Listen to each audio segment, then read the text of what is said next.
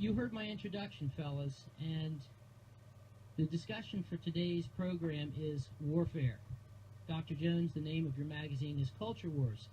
I notice you didn't call it culture conflict or culture discussions or culture questions. There is a war going on for culture, and we're not just talking about Christian culture. We're talking about things that just about every society in the world would consider to be, we're going to put right on one side and we're going to put wrong on the other. It is being assaulted. All culture in that respect is being assaulted. I assume that you would agree with me on that. Yeah, we're going way back to the beginning of civilization. If you want to talk about civilization in any sense, let's take Greek civilization. Euripides wrote a play called the Bacchae, or the Bacchant women, about what happens when the god Dionysus, who is the god of sexual excess and intoxication, what happens when Dionysus arrives in Thebes? Well, what happens is the women leave their looms and they go and they dance naked on the mountainside. Mm-hmm. And Pentheus, who is the king of Thebes, understands and says, no culture can survive when this happens. Mm-hmm. The city's going to fall. The city is doomed if this happens. Mm-hmm. In other words, the civilization is based on the sexual morality of women in particular. Mm-hmm. So Pentheus decides, I'm going to put an end to this. I'm going to capture Dionysus. So he captures Dionysus, brings him before him, and Dionysus says basically, no, I've got you. And the king says, what do you mean you've got me? I've got you. And he says, no. He says, would you like to see the women dance naked on the mountainside? And Pentheus says, well, yeah. As a matter of fact, I would. So we have this moment where the king, who is the principle of order in this culture, is subverted by his own weakness, his own sexual weakness. And we all have this sexual weakness, and there are subverters out there. And so what happens is that Dionysus makes him put on a dress, so he loses all authority. He walks through town wearing a dress. He goes out, and when he gets to the mountainside where the women are dancing, Dionysus says, climb a tree, you'll see better. So he climbs a tree. The women see him. They go and tear him limb from limb, drag him down, tear him apart. And then they have this powerful end to this play, which is the beginning of civilization, our civilization. And there's this woman who is sitting on center stage, and she's got Pentheus's head in her lap. Turns out that this is his mother, who is going crazy with this Dionysian frenzy. And then her father comes in, and he says to Agave, the woman, what do you see? And Agave says, it's a trophy. It's a lion's head. And then he says, no, look again. What do you see? And at this moment, you can see the intoxication wearing off, this Dionysian intoxication wearing off. And she looks down and she utters this line. She says, I see horror. I see suffering. I see grief. And I'm saying that's our moment right now. Mm-hmm. That's the moment when the Dionysian intoxication of the 60s is wearing off, and we're waking up. I mean, we're waking up having some people have aborted their children, some people have diseases, some people have ruined their lives, but there's this moment of sobriety that I think is setting in now, and I think that's the moment we have to capitalize on, and that's sort of what I wanted to talk about in Houston. Well, I would slightly disagree with you, Doctor, in the sense that the intoxication is wearing off.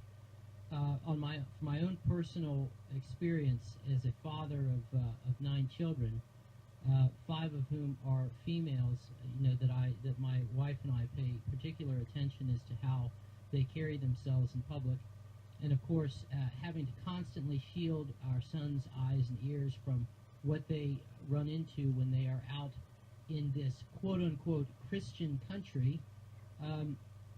The other day I had somebody send me, providentially I guess, in a sick sense, a link to a video, and he said, you've got to see this. This woman is the newest sensation in the rock business, and her name is Lady Gaga, and I had heard of Lady Gaga and remembered her name only in the sense that I thought to myself, what kind of a self-respecting artist would come up with such a stupid name as this? And so I clicked on the video and started watching this, and before it had even started playing, I looked down at the counter.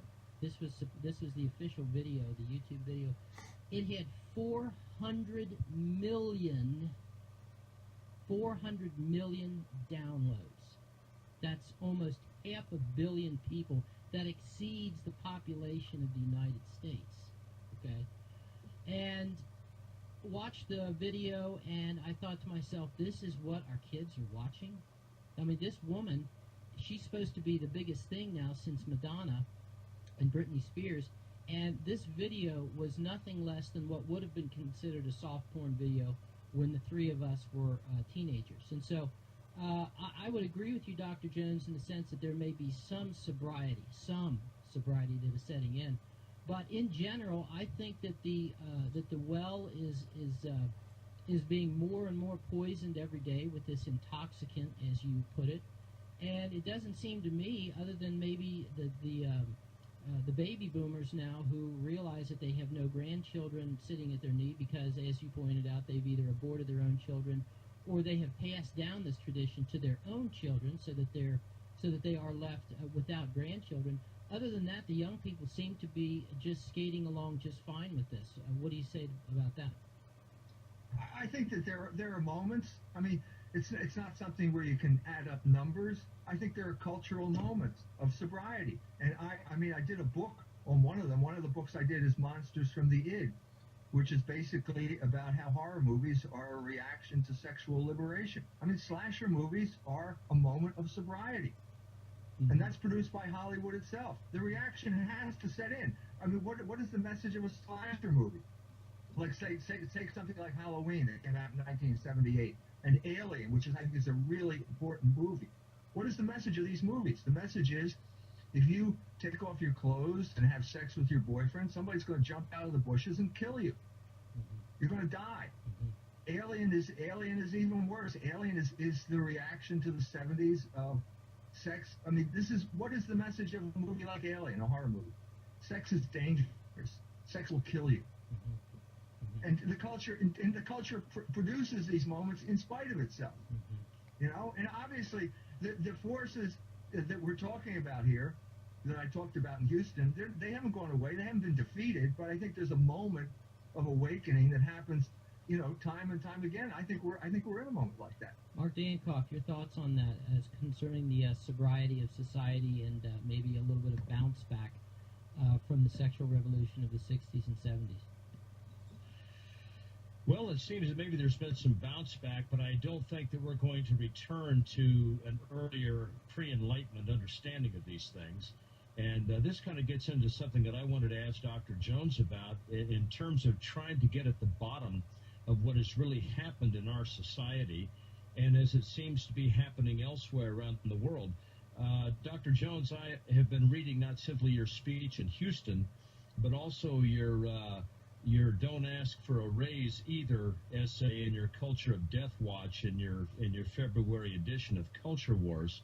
And you seem to pin this down in terms of some specific people representing a specific group that have had a disproportionate role to play in bringing about what has happened in American society.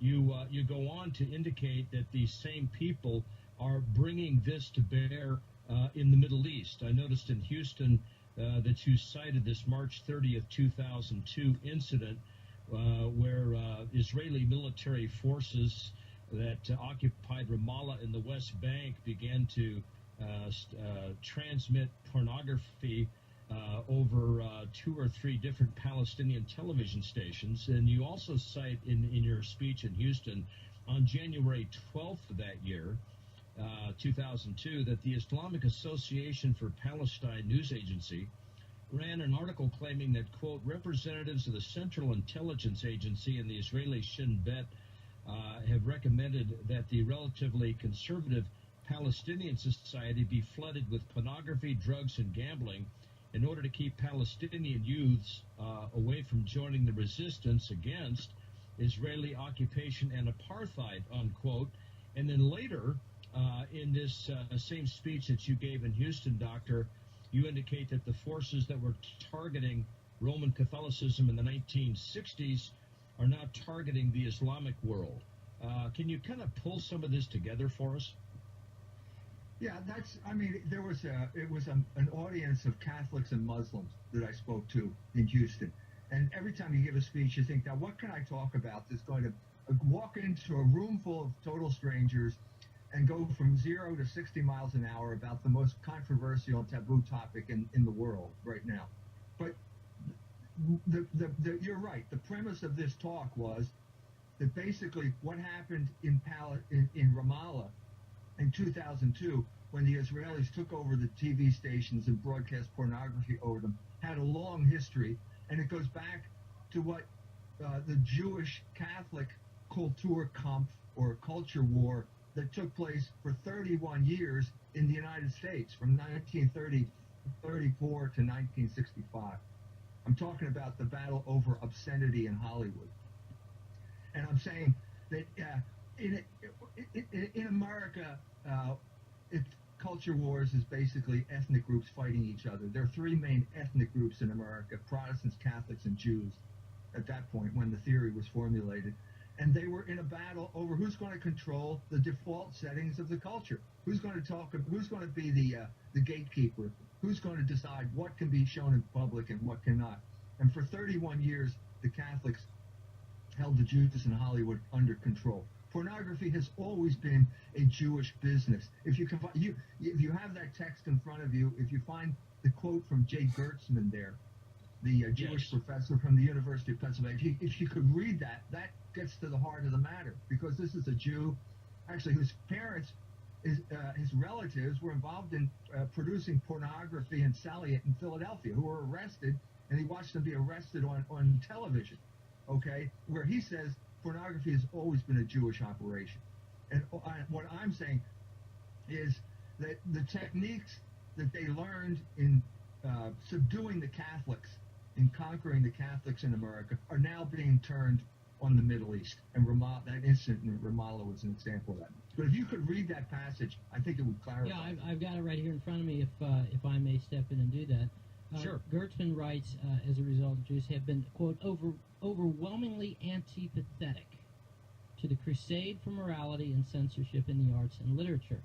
Antipathetic, folks, for those of you out there who may not have a thesaurus with you, means, as opposed to sympathy, where you can sympathize with something, antipathetic means vehemently opposed to it.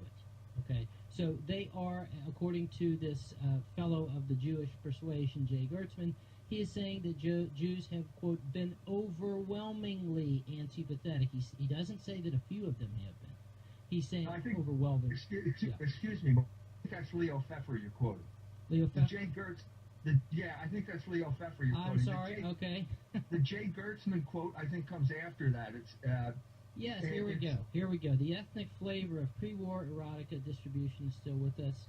Although, except for extreme right-wing hate groups, critics of sexual explicitness do not overtly exploit the fact. Many distributors of erotica are Jewish, even though very few sons and daughters of the people whose careers are surveyed here have adopted their parents' careers. Yeah, that's the quote. Very interesting. Pornography. This is a Jew at the University of Pennsylvania whose relatives were involved in the sale of pornography, saying pornography was always a Jewish operation. And so you look at it, what I try to explore here is there are various aspects of this, various reasons why you would want to do this.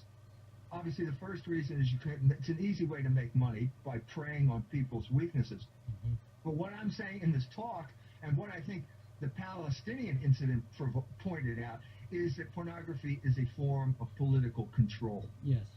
That was perfected in the United States, and now they're trying to use this to bring the entire Islamic or Middle East under this form of control, as Shin Bet and the CIA already admit. We know, fellows, I can remember